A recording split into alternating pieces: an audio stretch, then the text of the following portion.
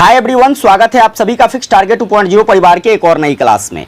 जितने भी बच्चे ग्रेजुएशन सेकंड सेमेस्टर का एग्जामिनेशंस भारत के किसी भी यूनिवर्सिटी से देने वाले हैं, चाहे आप साइंस स्ट्रीम के बच्चे हैं, कॉमर्स के, या फिर प्यारे बच्चे आर्ट्स स्ट्रीम के बच्चे हैं, आप सभी स्टूडेंट्स के लिए आज की क्लास काफ़ी ज़्यादा इंपॉर्टेंट रहेगी। देखिए, हम आज के इस महा मैराथन क्लास में एईसी पेपर 2 में जो आपको इन्वायरमेंटल स्टडीज़ पढ़ना है, इसके रिगार्डिंग आपके पेपर में जितने टाइप के क्वेश्चंस पूछे जाते हैं उन सभी टाइप के प्रश्नों का चर्चा करेंगे। तो सबसे पहले जो क्वेश्चंस हम देखने वाले हैं ग्रुप नंबर ए के लिए, ग्रुप नंबर ए में प्यारे बच्चे आपसे ऑब्जेक्टिव क्वेश्चंस पूछे जाते हैं। 10 क्वेश्चंस होता है, ये बात तो बताने की जरूरत नहीं है, आपने बार बार देखा है इस चीज को। तो चलिए हम बारी बारी से प्रश्नों को देखते हैं। 20 नंबर आपकी झोली में कुछ देर में, ठीक है। देखो, पहला क्वेश्चंस कहता है कि भारत के 3 प्रमुख फसल मौसम, भारत के 3 प्रमुख फसलों की बात करें तो वह फसल कौन सा है? आपका रबी फसल, खरीफ फसल और जायद फसल, ठीक है। आप लोगों को अगर आंसर पता होगा तो आप लोग क्वेश्चंस के साथ जो है आंसर कमेंट में लिखते जाइएगा। इससे क्या होती है, चीजें आपको याद रहती है, चीजें रिवाइज हो जाता है। अब खरीफ फसल, रबी फसल और जायद फसल की बात होती है तो बारी बारी से यहां पर देखो प्रश्न बनाए जा सकते हैं। जैसे मान लीजिए रबी फसल के बारे में बात करें तो रबी फसल जो है भाई साहब आपका क्या हो जाता है? गेहूं आपका रबी फसल हो जाता है। इसके अतिरिक्त बात करें आपका जौ आपका क्या हो जाता है? रबी फसल हो जाता है। चना आपका रबी फसल है। इसके बाद बात करें सरसों आपका रबी फसल है, ठीक है। इसके बाद बात करें तो आपका मटर जो है रबी फसल है। इसके अतिरिक्त और भी बहुत सारे होते हैं, लेकिन जनरली आप इन चीजों को याद रखिएगा ताकि ऑब्जेक्टिव में जब पूछा जाएगा बताइए इनमें से कौन एक रबी फसल है, कहीं इस टाइप से क्वेश्चंस पूछा जाए तो आप ऑप्शन के जरिए क्या कर सकते हो, क्वेश्चंस को हल कर सकते हो। फिर बात करते हैं यहां पर देखिए रबी फसल कब बोई जाती है? रबी फसल जो है या कब बोई जाती है तो अक्टूबर से नवंबर महीने में, ठीक है। अक्टूबर नवंबर महीने में क्या किया जाता है? रबी फसल का क्या कहते हैं, बीजारोपण होता है। चलिए आगे बात करते हैं। अगला सवाल जो यहां से बन सकता है, जैसे खरीफ फसलों की बात करें तो खरीफ फसल क्या क्या होता है? जैसे कि आपका धान हो गया है ना, जैसे कि आपका क्या हो गया, धान हो गया, जैसे कि आपका कपास हो गया है ना। फिर बात करते हैं तो मक्का हो जाता है, इसके बाद मूंगफली हो जाता है। तो ये सब क्या है प्यारे बच्चे, तो ये सब जो है आपका जो है या खरीफ फसल हो जाता है। और खरीफ फसल कब बोई जाती है? तो खरीफ फसल बोया जाता है जून जुलाई महीना में। कौन महीना में बोया जाता है प्यारे बच्चे? जून जुलाई महीना में आपका खरीफ फसल बोया जाता है। जायद फसल, अब अगला जो है आपका क्या है, जायद फसल की बात कर लेते हैं। देखो जायद फसल के अंतर्गत जो आ जाता है, जैसे कि आपका क्या होता है, मूंग देखो, मूंग का दाल आप लोग जानते होंगे, तो मूंग जो है आपका जायद फसल हो जाता है। आपकी जो हरी सब्जी है यह सब क्या हो जाता है, जायद फसल हो जाता है। फिर बात करें सूरजमुखी है ना, सूरजमुखी जो है यह क्या है, तो आपका जायद फसल है। तो इस सभी को अच्छे से आपको याद रखना है। जायद फसल कब बोया जाता है? आपका जवाब होगा सर यह मार्च अप्रैल महीना में। कब? मार्च अप्रैल महीना में जायद फसल बोई जाती है। समझ में आ रही है बात? तो आप लोग इसका स्क्रीनशॉट ले लीजिए, कॉपी में नोट कर लीजिएगा, ठीक है। चलो आगे बात करते हैं। सवाल नंबर नेक्स्ट कहता है कि फूल का वह हिस्सा जो फल बनता है। सिंपल सा क्वेश्चन है, फूल का वह हिस्सा, वह कौन सा हिस्सा है? आप कहोगे सर अंडाशय जो है यह फल के रूप में विकसित हो जाता है, ठीक। चलो अगले सवाल पर बात करते हैं। सवाल नंबर नेक्स्ट कहता है कि निम्नलिखित में से किसे लाफिंग गैस कहा जाता है? स्टार लगा लो प्रश्न पर, ठीक है, पक्का छपने वाला क्वेश्चन है ये। लाफिंग गैस की बात करते हैं, आपका जवाब होगा सर नाइट्रस ऑक्साइड को लाफिंग गैस कहते हैं। बोले तो इसका रासायनिक सूत्र क्या होता है? N2O, ठीक है। N2O जो है यह क्या है, लाफिंग गैस का रासायनिक सूत्र है, ठीक है। चलिए आगे बात करते हैं। सवाल नंबर नेक्स्ट है भारत का सबसे प्राचीन पर्वत।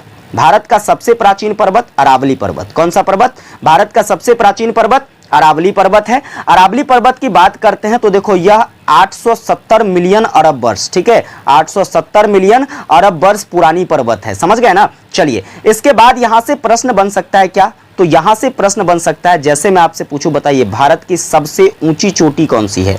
भारत की सबसे ऊंची चोटी की जब बात होगी आप कहोगे सर भारत की सबसे ऊंची चोटी जो है K2 है। कौन सी है? K2 चोटी जो है यह भारत की सबसे ऊंची चोटी है, जिसकी लंबाई कितनी है, जिसकी ऊंचाई की बात करें तो आप कहोगे 811 मीटर। कितना मीटर है? 811 मीटर है। चलिए अगला सवाल देखेंगे। अगला सवाल क्या कहता है? इसरो से रिलेटेड है भाई, यहां पर तो बहुत क्वेश्चन आपको पढ़ाएंगे हम, ठीक है। देखिए इसरो की बात करते हैं तो इसरो कहां अवस्थित है? इसरो की बात करें प्यारे बच्चे, इसका मुख्यालय हो जाता है आपका कहां? बेंगलुरु में हो जाता है, ठीक है। बेंगलुरु किसकी राजधानी? कर्नाटक की राजधानी। बेंगलुरु किसकी राजधानी प्यारे बच्चे? कर्नाटक की राजधानी बेंगलुरु बेंगलुरु में आपका इसरो हो जाता है। आप लोग कमेंट करके बताना इसरो का फुल फॉर्म क्या होता है, फटाफट से आप लोग कमेंट करके बताइए इसरो का फुल फॉर्म क्या होता है। और देखिए इसरो की स्थापना वर्ष क्या है, आप कहोगे सर 1969 में क्या होता है, इसरो की स्थापना होती है। ठीक है, चलो इसके वर्तमान में अध्यक्ष कौन है, वर्तमान में अध्यक्ष की बात करें तो आप कहोगे सर एस सोमनाथ। कौन है प्यारे बच्चे, एस सोमनाथ जो है यह इसरो का वर्तमान अध्यक्ष हो जाता है।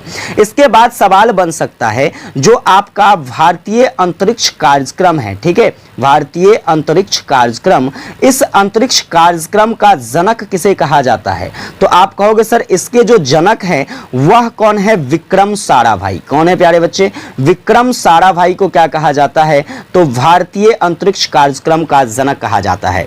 चलो सवाल आगे बनेगा, यहां पर देखो ये तो इसरो से संबंधित था, यहां पर अगर आपसे बताइए सतीश धवन अंतरिक्ष केंद्र के बारे में पूछ ले, किसके बारे में पूछ ले, सतीश धवन अंतरिक्ष केंद्र के बारे में पूछेगा कि यह कहां पर अवस्थित है, तो आपका जवाब होगा सर यह जो है यह आंध्र प्रदेश के कहां पर, श्रीहरिकोटा में अवस्थित है। कहां पर अवस्थित है, आंध्र प्रदेश के श्रीहरिकोटा में अवस्थित है। समझ में आ रहा है। चलो आगे सवाल यहां से क्या बनेगा, जैसे कि हम बात करें सतीश धवन अंतरिक्ष केंद्र जो है इसके वर्तमान में निदेशक कौन है, वर्तमान में निदेशक कौन है, आपका जवाब होगा सर वर्तमान में जो इसके निदेशक हैं ए राजराजन। कौन है प्यारे बच्चे, ए राजराजन जो है वर्तमान में इसके निदेशक हैं। सतीश धवन अंतरिक्ष केंद्र जिसकी स्थापना कब होती है, आप कहोगे सर 1971 में सतीश धवन अंतरिक्ष केंद्र की स्थापना होती है। ठीक है, आगे देखेंगे सवाल यहां से और बनेगा। देखो अगला सवाल की बात कर लेते हैं, जैसे कि हम बात करें VSSC यानी कि विक्रम साराभाई अंतरिक्ष केंद्र, ठीक है, यह कहां पर अवस्थित है प्यारे बच्चे, तो आप कहोगे सर यह केरल के तिरुवनंतपुरम में है। कहां पर है,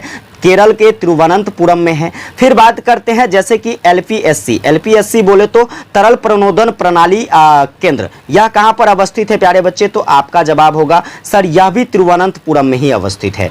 जैसे कि हम बात करें SAC की, SAC का मतलब क्या, अंतरिक्ष अनुप्रयोग केंद्र, ठीक है, अंतरिक्ष अनुप्रयोग केंद्र, ठीक है, स्पेस एक्सपेरिमेंटल सेंटर, यह कहां पर अवस्थित है, आपका जवाब होगा सर अहमदाबाद में अवस्थित है। कहां पर अवस्थित है, अहमदाबाद में। इस सारे प्रश्न को आप अच्छे से कर लो, अगर कुछ भी यहां से पूछा जाएगा तो हमारे क्लास से बाहर नहीं पूछा जाएगा। आगे आइए बात करते हैं सवाल नंबर नेक्स्ट। सवाल नंबर नेक्स्ट की बात करें, desert national park, desert national park जो है यह किस राज्य में अवस्थित है, तो डेजर्ट नेशनल पार्क जो है आपका राजस्थान में अवस्थित है। राजस्थान में कहां पर, जैसलमेर में। राजस्थान में कहां पर प्यारे बच्चे, जैसलमेर में, ठीक है, जैसलमेर में क्या है आपका डेजर्ट नेशनल पार्क अवस्थित है। वहीं पर बात करते हैं, देखो गुजरात में अगर बात करें तो गुजरात में याद रखिएगा गिर राष्ट्रीय उद्यान कहां पर है, तो गिर राष्ट्रीय उद्यान जो है आपका गुजरात में है। ग से गिर, ग से गुजरात, है ना, याद रहेगा। चलो हरियाणा की बात कर लेते हैं। हरियाणा में आपको याद रखना है कलसर राष्ट्रीय उद्यान, ठीक है, कलसर राष्ट्रीय उद्यान कहां है, हरियाणा में है।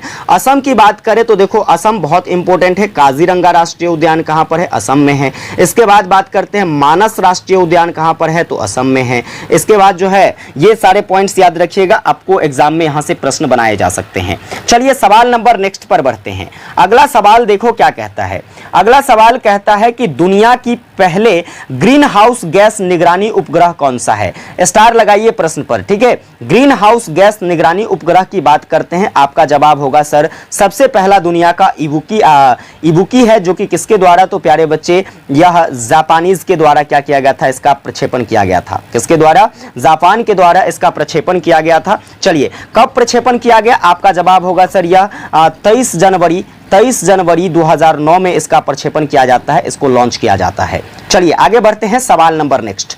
आपका नेक्स्ट नंबर सवाल कहता है कि वन्य जीव संरक्षण अधिनियम 1972 में कितनी अनुसूचियां हैं। ये तो पक्का छपने वाला क्वेश्चन है, और यहां पर जो फैक्ट नोट करवाऊंगा ये भी आपके पेपर में पूछे जा सकते हैं। वन्य जीव संरक्षण अधिनियम 1972 की बात करें तो इसमें आपको कितनी अनुसूचियां मिल जाती है, 6 अनुसूचियां मिल जाती है। अब बारी बारी से हम इन 6 अनुसूचियों को पढ़ लेते हैं। जैसे कि पहले अनुसूची की बात करें प्यारे बच्चे, तो पहला अनुसूची किसके बारे में बताता है, तो जो भी लुप्त प्राय प्रजाति है, ठीक है, लुप्त प्राय प्रजाति यानी कि जो प्रजाति लुप्त हो गया है या लुप्त होने वाला है, उसके बारे में जानकारी आपको कहां दिया गया, अनुसूची नंबर 1 में।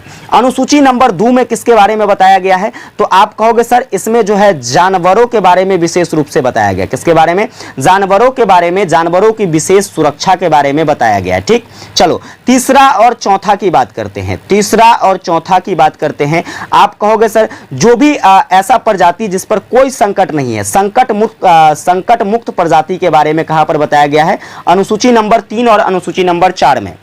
अनुसूची नंबर 5 की बात कर लेते हैं। किसकी बात कर लेते हैं प्यारे बच्चे? अनुसूची नंबर 5, ठीक है, नोट करते जाइएगा। अनुसूची नंबर 5 में जो है कृमि जीवों के बारे में बताया गया। किसके बारे में बताया गया है? कृमि जीवों के बारे में, जो छोटे छोटे जीव होते हैं। ठीक है, आगे बात करते हैं। छठा नंबर अनुसूची में क्या बताया गया है? तो पौधे के खेती के बारे में बताया गया। किसके बारे में? पौधों की खेती के बारे में बताया गया है। ये 6 के 6 अनुसूची आप कॉपी में नोट कर लो, खोपड़ी में सेट कर लो। एक क्वेश्चन आपके पेपर में पक्का यहां से बनेगा। ठीक, चलो अगला सवाल बढ़े। देखो अगला नंबर सवाल क्या कहता है? सवाल है आपका अंतर्राष्ट्रीय जल दिवस कब मनाया जाता है? दिवस वाला क्वेश्चंस भी याद रखिएगा, एक क्वेश्चन आपके पेपर में पक्का आएगा, चाहे जो भी दिवस पूछा जाए। मैं आपको यहां पर बहुत सारे दिवस नोट कराने वाला हूं। देखिए अगर अंतर्राष्ट्रीय जल दिवस की बात करते हैं तो यह 22 मार्च को मनाया जाता है। 8 मार्च को क्या मनाया जाता है? अंतर्राष्ट्रीय महिला दिवस। 8 मार्च को क्या मनाया जाता है प्यारे बच्चे? अंतर्राष्ट्रीय महिला दिवस। ठीक है, अंतर्राष्ट्रीय महिला दिवस कब मनाया जाता है? आपका जवाब होगा सर 8 मार्च को मनाया जाता है। 21 मार्च को क्या मनाया जाता है? आप कहोगे सर विश्व वानिकी दिवस। ठीक है, विश्व वानिकी दिवस। सारे के सारे जो है एनवायरमेंटल स्टडीज से रिलेटेड ही आपको बताने वाला हूं यहां पर, जितने भी इंपॉर्टेंट डे है।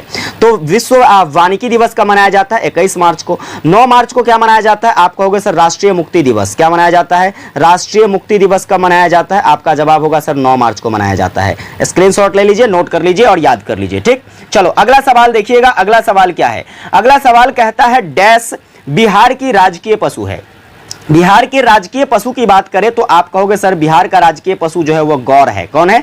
गौर है, जिसे हम लोग इंडियन बाइसन भी कहते हैं। अब यहां पर देखो कई सारे प्रश्न बनेंगे, जैसे कि यहां पर पशु के बारे में पूछा गया है तो हो सकता है आपसे पुष्प के बारे में पूछ ले। तो पुष्प कौन सा बिहार का राजकीय? आप कहोगे सर कचनार। क्या कहोगे? कचनार। ठीक है, चलिए आगे बात करते हैं। जैसे कि पक्षी के बारे में पूछ लिया जाएगा तो आप कहोगे सर पक्षी कौन सा? गोरैया। पक्षी कौन सा? गोरैया, है ना। आगे बात करते हैं, जैसे कि वृक्ष की बात कर लेगा तो आप कहोगे सर पीपल। वृक्ष की बात कर लेगा तो आप क्या कहोगे? पीपल। जैसे कि बात कर ले यहां पर क्या कहते हैं, फल की बात कर ले तो फल, भारत का भी राष्ट्रीय फल आम है और बिहार का भी राष्ट्रीय फल क्या है? बिहार का भी राजकीय फल आम है। जैसे कि बात कर ले बिहार स्थापना दिवस। ठीक है, बिहार की स्थापना दिवस की बात करें तो बिहार की स्थापना दिवस जो है कब मनाई जाती है? 22 मार्च को मनाया जाता है। कब मनाया जाता है? 22 मार्च को मनाया जाता है बिहार का स्थापना दिवस। ठीक, चलो आगे बढ़ते हैं। तो यहां पर एक और क्वेश्चंस मैं आपसे पूछ रहा हूं, आप लोग कमेंट करके बताना फटाफट से। आप लोग कमेंट करके बताना, बताइए बिहार के जो पहले मुख्यमंत्री थे, बिहार के प्रथम मुख्यमंत्री, बिहार के प्रथम मुख्यमंत्री, इसका क्या नाम है? फटाफट से आप लोग कमेंट करके बताइए। आगे बढ़ते हैं। सवाल नंबर नेक्स्ट देखिएगा, 11 नंबर क्वेश्चन क्या कह रहा है? क्वेश्चन है किस फसल को वृक्षारोपण फसल माना जाता है? यहां पर देखो कोकोनट, कॉटन, इसके बाद शुगर केन, इसके बाद राइस। तो आपका जो यहां पर वृक्षारोपण फसल है वो आपका कोकोनट, कोकोनट बोले तो नारियल, कोकोनट बोले तो नारियल हो जाएगा। ये पेड़ लगाया जाता है इसका। ठीक, चलो आगे बात करते हैं। सवाल नंबर नेक्स्ट, सवाल नंबर जो आपका नेक्स्ट कहता है कि सीपीआर पर्यावरण केंद्र, पर्यावरण शिक्षा केंद्र जो है यह कहां पर अवस्थित है? सीपीआर। ठीक है, सीपीआर का फुल फॉर्म क्या होता है? आप लोग कमेंट करके बताइए, जल्दी जल्दी कमेंट करके बताइए सीपीआर का फुल फॉर्म क्या होता है। और सीपीआर पर्यावरण शिक्षा केंद्र जो है यह कहां पर अवस्थित है प्यारे बच्चे? चेन्नई में है, जिसको कब स्थापित किया गया था? 1989 में। कब स्थापित किया गया था? 1989 में इसकी स्थापना होती है। चलिए आगे सवाल देखते हैं। सवाल नंबर नेक्स्ट कहता है यहां पर कि भारत का सबसे ऊंचा बांध कौन सा है? भारत का जो सबसे ऊंचा बांध है प्यारे बच्चे वह टिहरी बांध है। कौन सा बांध है? टिहरी बांध है। कहां पर है टिहरी बांध? आप कहोगे सर उत्तराखंड में। कहां पर है? उत्तराखंड में अवस्थित है। ठीक, चलो आगे बात करते हैं। तो देखिए इस बांध की जो आपसे अगर कोई ऊंचाई पूछ ले, आप क्या कहोगे? इस बांध की ऊंचाई 260.5 मीटर है। फिर बात करें इसकी जब कोई आपसे लंबाई पूछ ले तो आप कहोगे सर 575 मीटर इसकी क्या है? लंबाई है। अब देखो यहां पर ये जो टिहरी बांध है प्यारे बच्चे, एक सबसे इंपॉर्टेंट क्वेश्चन बन सकता है कि टिहरी बांध से जो है कितनी मात्रा में बिजली का उत्पादन किया जाता है? तो आप कहोगे सर 2400 मेगावाट बिजली का उत्पादन किया जाता है। ठीक है, 2400 मेगावाट बिजली का उत्पादन जो है टिहरी बांध से किया जाता है। ठीक, चलो अगले सवाल पर आते हैं। सवाल नंबर नेक्स्ट देखिएगा आपका क्या कहता है। सवाल नंबर नेक्स्ट है कि क्रिस्टल नगर हेरिटेज कहां पर अवस्थित है? केस्टल नगर हेरिटेज। यहां पर बात करें देखिए तो केस्टल नगर हेरिटेज जो है प्यारे बच्चे आपका कहां पर हो जाता है, हिमाचल प्रदेश में अवस्थित हो जाता है। देखो यह जो केस्टल नगर हेरिटेज है इसकी स्थापना कब होती है, तो 1416 ईसा पूर्व में, ठीक है, 1460 ईसा पूर्व में, 1460 ईसा पूर्व में होता है, ईस्वी में होता है, ठीक है, ईसा पूर्व में नहीं, ईस्वी में होता है, नोट करिएगा। आगे बात करते हैं तो यहां पर देखो इसकी स्थापना किसके द्वारा किया जाता है, तो उस समय देखो हिमाचल प्रदेश में एक जगह है जिसका नाम है कुल्लू। क्या नाम है, कुल्लू। और कुल्लू के राजा होते थे कौन, तो राजा सिद्ध सिंह। कौन थे भाई साहब, राजा सिद्ध सिंह। और राजा सिद्ध सिंह के द्वारा ही क्या किया गया था प्यारे बच्चे, तो केस्टल नगर हेरिटेज की क्या की गई थी, तो स्थापना की गई थी। ठीक, चलो आगे बात करते हैं सवाल नंबर नेक्स्ट। अगला सवाल देखो यहां पर क्या कहता है, क्वेश्चंस यहां पर कह रहा है कि इनमें से कौन सा वायुमंडलीय प्रदूषक नहीं है। वायुमंडलीय प्रदूषक कार्बन डाइऑक्साइड, कार्बन मोनोऑक्साइड, इसके बाद जो है नाइट्रोजन ऑक्साइड है, इसके बाद सल्फर डाइऑक्साइड है। तो यहां पर सिंपली हम बात करेंगे इनमें से वायुमंडलीय प्रदूषक की बात करें तो आपका कार्बन डाइऑक्साइड हो जाएगा। क्या हो जाएगा प्यारे बच्चे, कार्बन डाइऑक्साइड जो है यह वायुमंडलीय प्रदूषक नहीं है। ठीक, चलो अगला सवाल देखिए। अगला सवाल कह रहा है कि कहां सबसे ज्यादा ओजोन का उत्पादन होता है। ओजोन का उत्पादन, सबसे पहला सवाल, ओजोन का सूत्र O3। ओजोन का सूत्र क्या होता है प्यारे बच्चे, O3 होता है। नोट कर लीजिए आप लोग, ओजोन का सूत्र क्या होता है, O3 होता है। अब सबसे ज्यादा ओजोन का उत्पादन कहां होता है, तो आप कहोगे सर अंटार्कटिक महासागर में। किस महासागर में, अंटार्कटिक महासागर में होता है।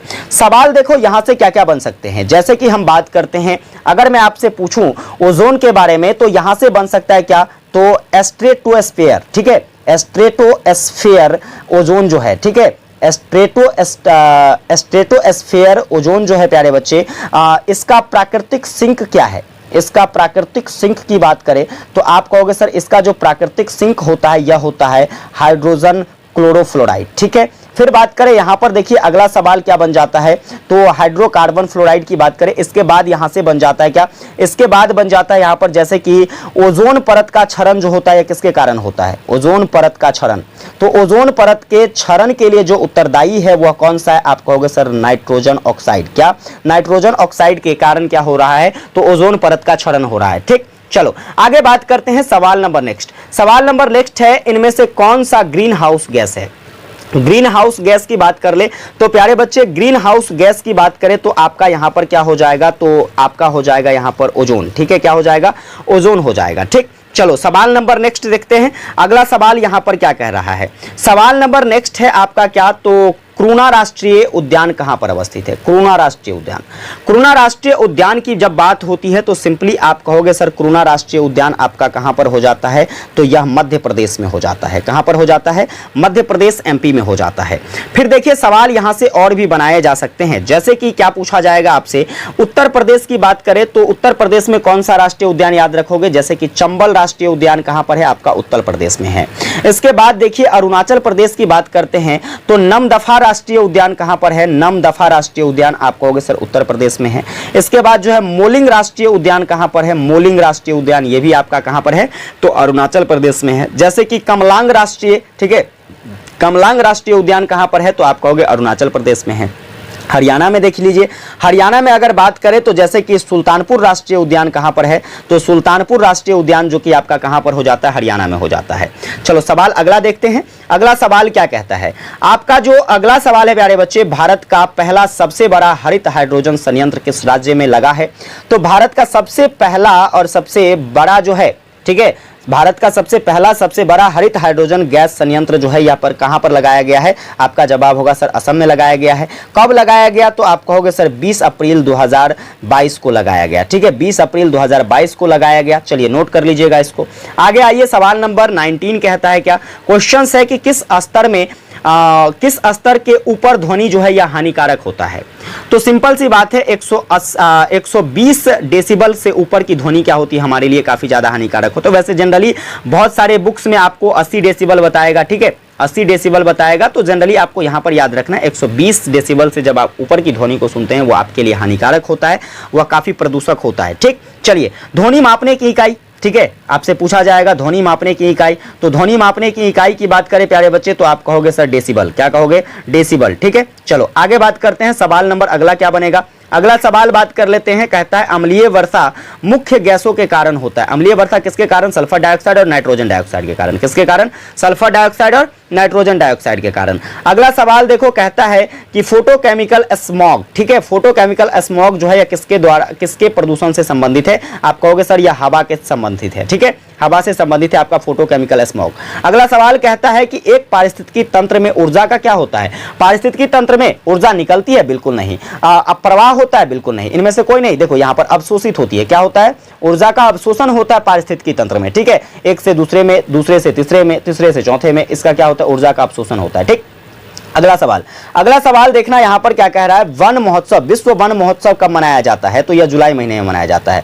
जुलाई के प्रथम सप्ताह में प्यारे बच्चे क्या किया जाता है? तो जुलाई के प्रथम सप्ताह में आपका विश्व वन महोत्सव मनाया जाता है, ठीक। इसकी शुरुआत किसके द्वारा करा गया था? भारत में। इसकी शुरुआत जो है भारत में, आप कहोगे सर भारत में इसकी शुरुआत जो है किसके द्वारा किया गया था? तो के.एम. मुंशी के द्वारा किया गया था। के.एम. मुंशी जो कि एक कवि थे, ठीक है, इसके द्वारा भारत में क्या किया गया था? तो विश्व वन महोत्सव की शुरुआत भारत में पहली बार किया गया था। चलो आगे सवाल देखते हैं। अगला सवाल क्या कहता है, उद्योगों की जननी किस खनिज को कहा जाता है? आप सभी जानते हैं लोहा को उद्योगों की जननी कहा जाता है। चलो अगला सवाल देखते हैं। अगला सवाल यहां से बनाए जाते हैं, जैसे कि निम्नलिखित में से कौन सा प्राकृतिक आपदा है? प्राकृतिक आपदा बोले तो जो प्रकृति के द्वारा निर्मित आपदा हो, ठीक। देखो आग लगना, ये तो भाई आग हम भी लगा सकते हैं, आप भी लगा सकते हो, मानव निर्मित हो जाएगा, मानव जनित आपदा हो जाएगा, तो ये नहीं होगा। बम विस्फोट किसके द्वारा? मानव जनित आपदा है, ये भी नहीं होगा। रासायनिक दुर्घटना ये इंसान के द्वारा किया जा सकता है, तो ये भी नहीं। भूकंप जो है क्या है प्यारे बच्चे? भूकंप जो है, भूकंप एक प्राकृतिक आपदा है। भूकंप की बात कर ले, चाहे आप ज्वालामुखी की बात कर ले, ठीक है, जैसे कि सुनामी की बात कर ले, है ना, सुनामी की बात कर ले, चक्रवात की बात कर ले, ठीक है, चक्रवात की बात कर ले, यह सब एक प्राकृतिक आपदा के रूप में आता है, ठीक। चलो आगे बात कर लेते हैं। सवाल नंबर नेक्स्ट। सवाल नंबर नेक्स्ट कहता है कि इनमें से किसमें जो है विटामिन सी पाया जाता है? विटामिन सी की बात करें, आंवला, सेब, केला, पपीता। विटामिन सी का रासायनिक नाम क्या होता है भाई? विटामिन सी का रासायनिक नाम क्या होता है? तो आप कहोगे सर इसका जो रासायनिक नाम होता है वह होता है एस्कॉर्बिक एसिड। क्या होता है? Ascorbic acid. और एस्कॉर्बिक एसिड प्यारे बच्चे कहां पर पाया जाता है? आप कहोगे सर यहां पर तो आंवला में पाया जाता है, तो यहां पर क्या हो जाएगा? आंवला में विटामिन सी हो जाएगा, ठीक है। चलो वैसे सेब में भी विटामिन सी होता है, लेकिन इसके अतिरिक्त और भी इसमें विटामिन होते हैं, दूसरे विटामिन भी होते हैं। केला में भी होता है, ठीक है, लेकिन दूसरे भी होते हैं। लेकिन आंवला में प्यारे बच्चे जो है केवल विटामिन सी होता है, क्योंकि इसमें एस्कॉर्बिक एसिड पाया जाता है और विटामिन सी का रासायनिक नाम एस्कॉर्बिक एसिड हो गया। चलो सवाल नंबर नेक्स्ट आते हैं। देखिए अगला सवाल कहता है मध्य प्रदेश में इंदिरा सागर बांध जो है निम्नलिखित में से किस नदी पर बनाया गया है? पहला सवाल तो यही बन गया, क्वेश्चंस पूछा जा सकता है, जैसे कि इंदिरा सागर बांध कहां पर है? तो आप कहोगे एमपी, मध्य प्रदेश में है, ठीक है। इंदिरा सागर बांध कहां पर? मध्य प्रदेश में, लेकिन कौन सी नदी पर है? आपका जवाब होगा नर्मदा नदी पर। कब बनाया गया भाई? 2005 में। कब बनाया गया? 2005 में बनाया गया। आगे चलो अगला और सवाल देखते हैं, जैसे कि एग्जाम में पूछा जा सकता है टिहरी बांध के बारे में। किसके बारे में पूछा जा सकता है? टिहरी बांध की बात कर लेते हैं। कौन से नदी पर? आप कहोगे सर भागीरथी नदी पर। कौन सी नदी पर? भागीरथी नदी कहां पर? तो प्यारे बच्चे आप कहोगे सर उत्तराखंड में। कहां पर? उत्तराखंड के भागीरथी नदी पर जो है टिहरी बांध बनाया गया है। कब बनाया गया है? 1978 में। 1978 में। सवाल नंबर नेक्स्ट देखो क्या बनेगा। सवाल नंबर नेक्स्ट की बात कर ले तो टिहरी बांध के साथ साथ आप नोट करोगे हीराकुंड बांध। क्या नोट करोगे? हीराकुंड बांध कहां पर है? आप कहोगे सर हीराकुंड बांध जो है आपके कहां हो जाते हैं? तो यह महानदी पर। महानदी कहां पर? तो आप कहोगे सर उड़ीसा में। महानदी कहां पर? उड़ीसा में, ठीक है।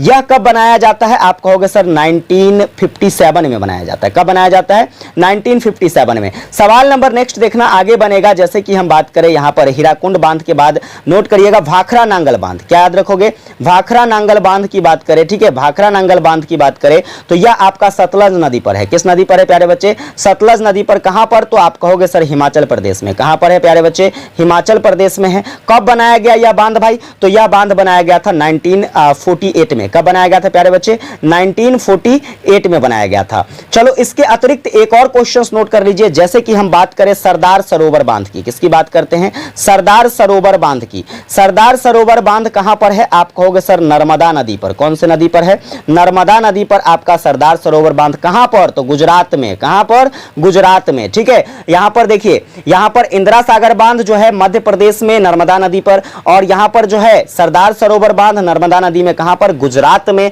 कब बनाया गया, 1987 में। कब बनाया गया, 1987 में। सभी क्वेश्चंस को नोट कर लीजिए। आगे आइए बात करते हैं सवाल नंबर नेक्स्ट, देखिएगा सवाल number next, one of the most important आपके एग्जाम के लिए एक क्वेश्चंस यहां से कंफर्म कर लो। श्वेत क्रांति डेयरी से संबंधित है, दुग्ध उत्पादन से संबंधित है, लेकिन क्या आपसे श्वेत क्रांति के बारे में पूछा जाएगा? ना रे भाई, देखो श्वेत क्रांति के साथ साथ आपसे जैसे पूछ लिया जाए क्या, हरित क्रांति। हरित क्रांति किससे संबंधित? आप कहोगे सर खाद्यान्नों से संबंधित। खाद्यान्नों में भी ज्यादा से ज्यादा क्या, तो गेहूं, ठीक है, गेहूं के उत्पादन से संबंधित। अब इसके जनक कौन? तो आप कहोगे सर एमएस स्वामीनाथन। क्या कहोगे? एमएस स्वामीनाथन जो है क्या है, तो आपके हरित क्रांति के जनक हैं। हरित क्रांति के साथ साथ जैसे नीली क्रांति की बात करें तो नीली क्रांति किससे संबंधित? तो मछली उत्पादन से संबंधित। इसका जनक कौन? तो आप कहोगे सर हीरालाल चौधरी। इसका जनक कौन? हीरालाल चौधरी। इसका जनक कौन? हीरालाल चौधरी। आगे बात करते हैं जैसे भूरी क्रांति। भूरी क्रांति किससे संबंधित? तो चमड़ा उत्पादन से। किसके उत्पादन से? चमड़ा उत्पादन से। और इसके भी जनक कौन प्यारे बच्चे? तो इसके भी जनक आपके हीरालाल चौधरी, ठीक है। आगे बात करते हैं तो जैसे कि पीली क्रांति किससे संबंधित? पीली क्रांति जो है यह तिलहन से संबंधित। किससे संबंधित? तिलहन से संबंधित। रजत क्रांति किससे संबंधित? रजत क्रांति अंडा उत्पादन से संबंधित। किसके उत्पादन से? अंडा उत्पादन से संबंधित रजत क्रांति। ये सारी क्रांतियां नोट कर लो, ठीक है। एक क्वेश्चन आपके पेपर में पक्का आएगा, सो ध्यान रखिएगा। अगले सवाल की बात करते हैं 29 नंबर, वायुमंडल की सबसे निचली परत का नाम क्या है? ये क्वेश्चंस मैं आप पे छोड़ देता हूं, आप जवाब दे दो, ठीक है। आप जवाब दे दो वायुमंडल की सबसे निचली परत क्या है, और वायुमंडल की कुल परतों की संख्या कितनी है? वायुमंडल के कुल परतों की संख्या कितनी है, ये आपको कमेंट करके बताना है। चलिए अगले सवाल पर आते हैं। 30 नंबर क्वेश्चन देखिएगा, कहता है विश्व जैव विविधता दिवस कब मनाया जाता है? जैव विविधता दिवस की बात करें तो विश्व जैव विविधता दिवस जो है 22 मार्च क्या मनाया जाता है? 22 मई को मनाया जाता है ना। 22 मई को मनाया जाता है आपका विश्व जैव विविधता दिवस, ठीक। अगले सवाल पर आते हैं। देखो यहां से जैसे कि प्रश्न बनाया जाएगा। चलो देखो, जैसे कि हम बात करें विश्व आर्द्र भूमि दिवस, क्या? विश्व आर्द्र, क्योंकि ये देखो यहां पर एनवायरमेंटल से रिलेटेड है, हम लोग नोट कर लेंगे। विश्व आर्द्र भूमि दिवस कब मनाया जाता है? जवाब होगा आपका सर यह जो है यह 2 फरवरी को मनाया जाता है। फिर बात करें जैसे राष्ट्रीय विज्ञान दिवस कब मनाया जाता है? राष्ट्रीय विज्ञान दिवस, ठीक है। राष्ट्रीय विज्ञान दिवस की बात करें यह भी आपका 28 फरवरी को मनाया जाता है। जैसे कि बात करें पृथ्वी दिवस कब मनाया जाता है? पृथ्वी दिवस भाई साहब 22 अप्रैल को मनाया जाता है। कब मनाया जाता है? 22 अप्रैल को पृथ्वी दिवस मनाया जाता है। सब क्वेश्चंस नोट कर लो, एक को क्वेश्चंस छोड़ोगे तो समझ लो फिर क्या होगा आपका। अगला सवाल कहता है कि सौर मंडल का सबसे बड़ा ग्रह, बड़ा सुंदर क्वेश्चन है भाई। सौर मंडल में कईटा ग्रह? आप कहोगे 8टा ग्रह। कईटा ग्रह भाई? सौर मंडल में 8 गो ग्रह है। इसमें सबसे बड़का ग्रह कौन है भाई? बृहस्पति ग्रह है ना। सबसे बड़का नाम भी है और सबसे बड़का भी है ना। चलिए इसके बाद बात करते हैं पृथ्वी, मंगल की बात करें। मंगल ग्रह को कौन सा ग्रह? लाल तारा कहा जाता है। मंगल ग्रह को क्या कहा जाता है? लाल तारा कहा जाता है। पृथ्वी को नीला ग्रह कहा जाता है। पृथ्वी को क्या कहा जाता है? नीला ग्रह कहा जाता है ना। सूर्य से सबसे दूरी पर कौन सा ग्रह है भाई? सबसे दूरी पर आपका कौन सा ग्रह है? शनि ग्रह है। कौन सा ग्रह है भाई? सॉरी, शनि ग्रह नहीं है आपका। सबसे दूरी पर जो है आपका वह हो जाता है वरुण ग्रह। सबसे दूरी पर कौन सा ग्रह? सबसे दूरी पर कौन सा ग्रह? तो आप कहोगे सर वरुण ग्रह हो जाता है। चलिए आप लोग कमेंट करके बताना कि सबसे नजदीक कौन सा ग्रह है ना। सबसे नजदीक कौन सा ग्रह है? चलो इसके बाद देखो यहां से पूछा जा सकता है जैसे वह कौन सा ग्रह है जिसे सांझ और भोर का तारा कहते हैं? तो शुक्र ग्रह को कहते हैं, है ना। पृथ्वी का बहिन किसको कहते हैं भाई? पृथ्वी का बहन भी जो हम लोग किसको कहते हैं? शुक्र तारा को ही कहते हैं, शुक्र ग्रह को ही कहते हैं। तो ये सारे प्रश्न यहां से बनाए जा सकते हैं, आप लोग इसको अच्छे से नोट कर लीजिए। चलिए सवाल नंबर 32 देखिएगा, कहता है कि सूर्य का पृष्ठीय तापमान 6000 डिग्री सेल्सियस, कितना? सूर्य का पृष्ठीय तापमान कितना डिग्री सेल्सियस? 6000 degree Celsius. सवाल नंबर नेक्स्ट कहता है प्रधानमंत्री उज्ज्वला योजना का क्या लक्ष्य? भाई उज्ज्वला योजना एलपीजी गैस, उज्ज्वला योजना एलपीजी गैस, ऑप्शन देखो एलपीजी गैस उपलब्ध कराना, ठीक है। अगला सवाल क्या है? अगला सवाल ग्रीन पार्क स्टेडियम कहां है? ग्रीन पार्क स्टेडियम भाई साहब आपके कानपुर में है। कहां पर है? ग्रीन पार्क स्टेडियम कानपुर में है। और देखो यहां पर 35 नंबर सवाल जो है ऑब्जेक्टिव, जो कि आखिरी ऑब्जेक्टिव है, कहता है निम्नलिखित में से कौन सी नदी ताजे पानी की डॉल्फिन का घर है? ठीक है, ताजे पानी की डॉल्फिन का घर जो है आपका गंगा हो जाएगा। कौन सा नदी हो जाएगा? गंगा नदी हो जाएगा। 35 ऑब्जेक्टिव क्वेश्चंस और इसके साथ जो मैंने फैक्ट्स बताया है उन सभी फैक्ट्स को अच्छे से कवर कर लेना।